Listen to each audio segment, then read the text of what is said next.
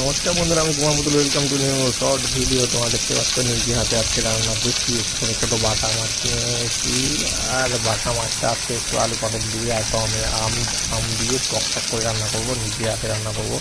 মাছের এই সবজিটা ভেজে নিয়ে ভেজে নিতে হবে। তারপর মাছটা ভাজা হয়েছে, তারপর একটু সবজিটা ভেজে নিয়েছি। আর ভাজা নিয়ে যেহেতু টক করবো, তুমি কালো দিয়ে দিতে পারো। 5 মিনিট পরে সবজি ভাজা হচ্ছে, আর সবজিটা একটু ঘুরিয়ে দিয়ে ভেজে নিলাম।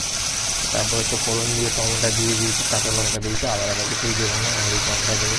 তারপর সবজিটা একটু ভালো করে কষিয়ে নিলাম। মাথা ভেজে নিয়ে মাথা রয়েছে, তারপরে দেখতে পাচ্ছি একটু হলুদ দিয়ে দিয়েছি। আর তারপরে রান্না হয়ে গেছে, খাওয়া দাওয়া কমপ্লিট। আহা, পুরো টক টক করে আম রয়েছে। চ্যানেলটা যারা এখনও পর্যন্ত ভিডিও দেখছো, সাপোর্ট করছো না, চ্যানেলটা সাবস্ক্রাইব করো। দেখা হবে এরকম কোনো ভালো ভিডিওতে।